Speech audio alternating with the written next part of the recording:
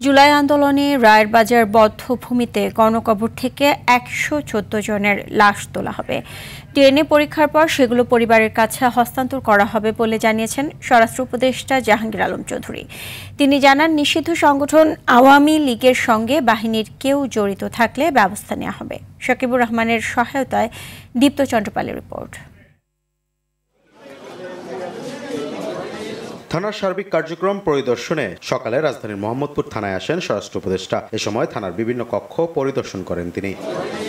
স্বরাষ্ট্র উপদেষ্টা জানান, ৫ আগস্ট ঘিরে কোনো শঙ্কা নেই। নিষিদ্ধ সংগঠন আওয়ামী লীগের বিভিন্ন গোপন বৈঠকে নাশকতার অপচেষ্টা শক্ত হাতে দমন করা হবে। কোনো ধরনের শঙ্কা নাই। আপনারা যেইভাবে সাহায্য এবং সহযোগিতা করে যাচ্ছেন, কোনো ধরনের কোনো শঙ্কা হবে না। যে জড়িত থাকবে কাউকেই ছাড় দেওয়া হবে না, সবারই আইনের আওতায় নিয়ে আসা হবে। আর যেহেতু আপনারা বললেন যে তাদের কার্যক্রম নিষিদ্ধ করা হয়েছে, এবং তারাও যদি কোনো রকমের অপকর্ম করতে চায় কোনো রকমের ছাড় পাবে না। থানা পরিদর্শন শেষে জুলাই আন্দোলনে শহীদদের গণকবর জিয়ারত করতে রায়েরবাজার বধ্যভূমিতে যান স্বরাষ্ট্র উপদেষ্টা। শহীদদের লাশ শনাক্তে ডিএনএ টেস্টের জন্য লাশ কবর থেকে তোলার কথা জানান তিনি। যাদের এখানে দাফন করা হয়েছে তাদের কিন্তু অনেকে শনাক্ত করা যায় না।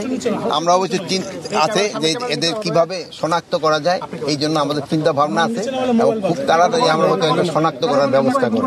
এতদিন হয়েছিল তাদের আত্মীয় স্বজন অনেকেই কবর উঠানো হোক রাজি হয় নাই, এখন মোটামুটি তারা সবাই রাজি হয়েছে। তাদের ডেড বডি আমরা শনাক্ত করব, এবং যদি কেউ ডিএনএর মাধ্যমে, আর যদি কেউ এখান থেকে তাদের গ্রামের বাড়িতে নিয়ে যেতে চায়, ওটাও আমরা তাদের অ্যালাউ করব। গণকবর সৃষ্টির নেপথ্যে থাকা সবাইকে আইনের আওতায় আনার কথাও জানান স্বরাষ্ট্র উপদেষ্টা। দীপ্ত চন্দ্রপাল, RTV, ঢাকা।